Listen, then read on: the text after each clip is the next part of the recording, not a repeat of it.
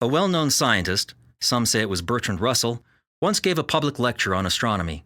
He described how the Earth orbits around the Sun and how the Sun, in turn, orbits around the center of a vast collection of stars called our galaxy.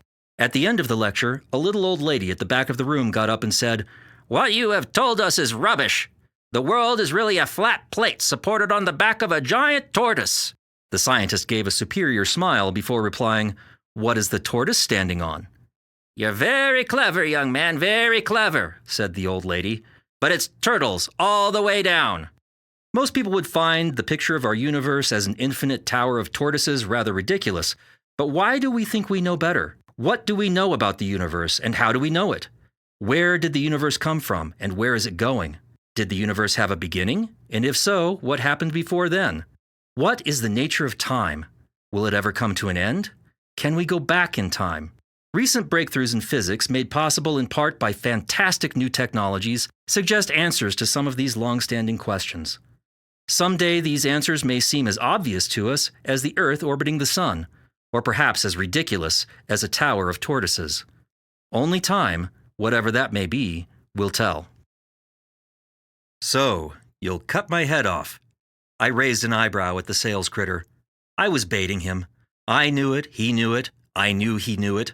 He grinned at me, happy to go along with the routine as long as me and my wallet continued to pay attention. "Mr. Johansson," "It's Bob, please, you're not talking to my father."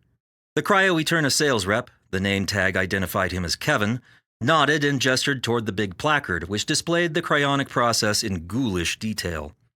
I took a moment to note his Armani suit and $100 haircut. It appeared there was money in cryonics. "Bob, there's no point in freezing the entire body. Remember, the idea is to wait for advancements in medicine that will be able to cure whatever killed you. By the time they can resuscitate your corpse, they'll likely be able to grow you a whole new body. That would be easier, in fact, than trying to patch up the old one." That's just insane enough to be true. "All right, Kevin, I'm sold." I looked down at the papers he'd set in front of me. 10,000 deposit, annual payments, insurance. Kevin stood patiently, letting me scan the information without interruption. I might be drunk with my newfound wealth, but almost a decade as an engineer and business owner wouldn't let me do anything without checking all of the documentation. Finally, I was satisfied. I signed the paperwork, wrote a check, and shook hands with Kevin. "You are now a client of Cryo-Eterna Inc., he said, handing me a card. "Keep this in your wallet at all times. In case of death, we will be contacted. Once death has been pronounced, we will behead me." "What do we do, sir?" Lutz asked. He was a little older than some of the other guys, 23 maybe, and he had a cool calm that never seemed to crack, though his brown eyes betrayed fear. "Hit him in the side. We'll have the side of that first one in a couple of minutes as he comes down the road. I'm not sure why the second tank is going straight in, but we'll have his side too. He'll just be further away. Don't fire too low. If you hit him in the tracks, you may immobilize him, but he can still turn his turret and shoot at us.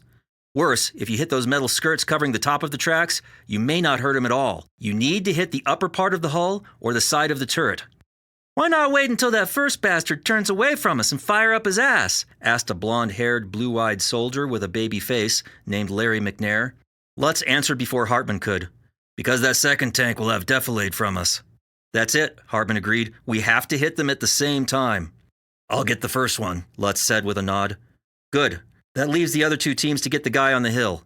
Get in position, stay low, and nobody move an inch.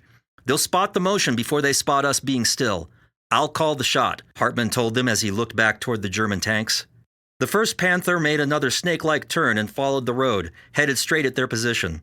Its commander, a mid-20s man much like Hartman, held the edge of the hatch to steady himself as he scanned the tree-lined hills for ambush.